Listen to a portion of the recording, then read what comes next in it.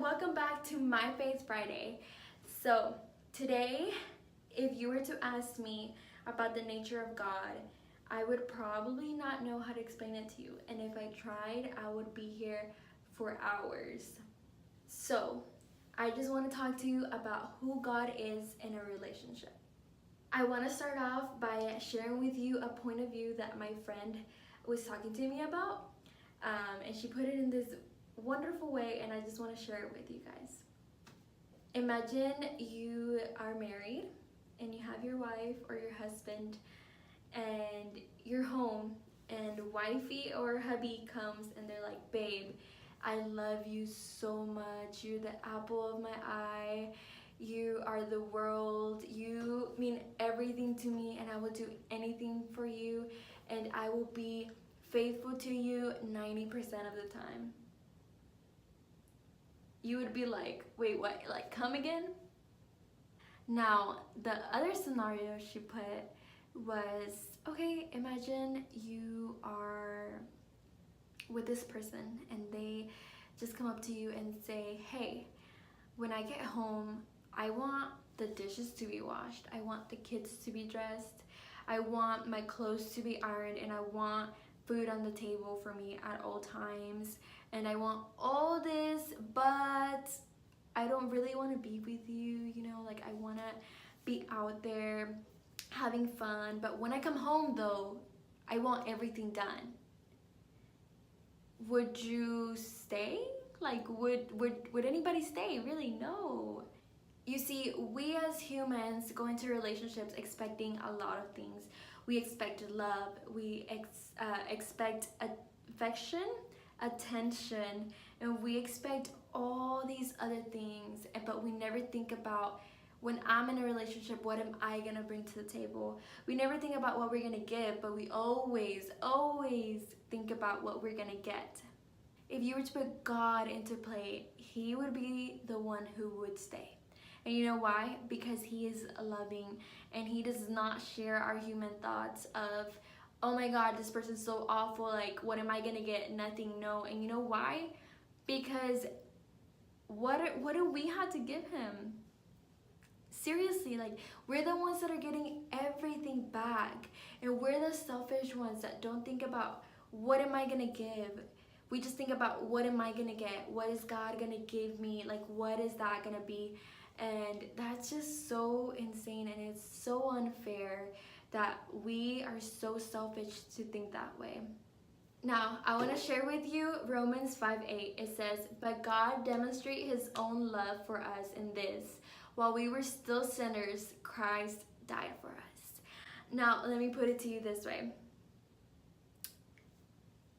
God and your story with God is a complete love story. It's the greatest love story of all.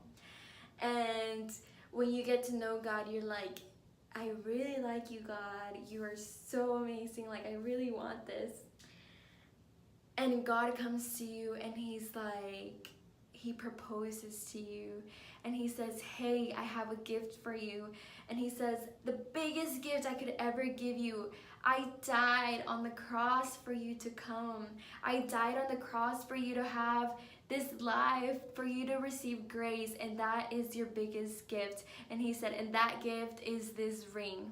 Now, I want you, if you want to accept it, I want you to put it in your finger, and I want you to accept this as an invitation to a new life. And I want you to accept me as your love, and I want to be committed to you. I want you to be committed to me in this relationship, and this is the commitment that you're making.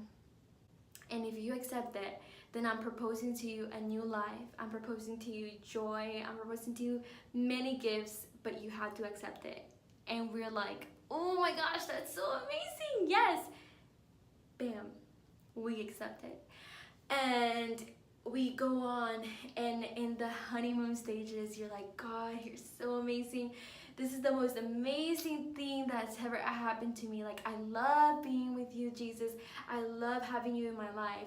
And then as time goes on, you keep going further and further away, and you're like, God, I love you. You have done so many good things to me. And I'm faithful to you for 90% of the time, but 10% of the time, like, I'm gonna be out there and just doing what I love and doing what I want, and just being with other people, being with other things. And it's okay, because I still love you and am still with you for 90% of the time. And time goes on, and that 90 turns into 80, and it turns to 70, and it turns into 60. And then you get to the point where you're just like, God, like, I really like you, and I really love everything that you have for me back home.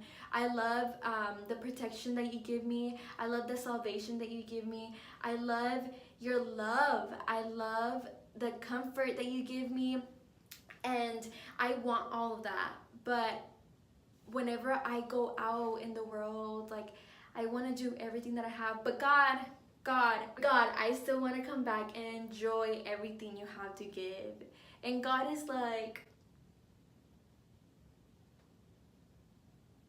I'm confusion.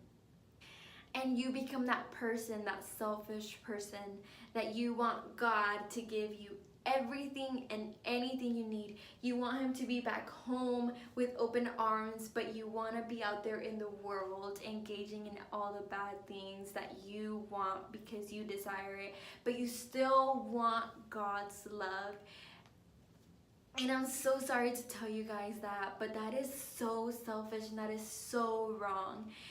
God proposes to us this new life, and that life, he gives us many gifts. He gives us shelter. He gives us the fruit of the Spirit, the joy, peace, patience. Like, he gives it to us all. He gives us all of it. And we are still wanting to go out there and find love someplace else. And the amazing thing about this is that God is not as selfish of us to be like, I'm not staying, I'm leaving because you're rude. Like, no, he'll be there with open arms. But it's time, guys. It's time. Don't look for a divorce with God. No, when you accept that proposal that he asks you, that he is giving to you, you have a choice. And if you choose to accept it, guys, be devoted to that life. Be thinking, what can I give God? Like, God, you give me this every day. You have been giving me life. You have been giving me hope. You have been giving me health for all these years. What am I giving you, God? If you're in this relationship with God, don't let this be one-ended. Be the other person on the line. Be giving everything you have to God. He deserves to receive our gifts as well. And that's our heart, that's our soul, that's our mind, that's our time. I just want you to think about this, because I want you to think about who God is in a relationship. Who is God in your relationship? He shouldn't just be the giver. It should be an equal thing. Like, obviously it's a supernatural relationship. God is greater, and he is Lord, and he is Savior, but you need to be giving him something back. Don't imagine you're literally in this marriage with him, in a relationship with him, because that's what it is. And it's a relationship full of the greatest love. And I think we should stop taking that lightly, because it really isn't. And I just hope this message blesses your life, and I hope you realize, like, who God is in your relationship, and you give him the place that he deserves. And also, before I end this video, this is not an engagement ring. I know I used it as an example. It is a promise ring, but it's not an engagement ring. I don't want there to be a confusion, or like, I don't want to misguide you guys. It's a promise ring. I'm not engaged, so it's okay.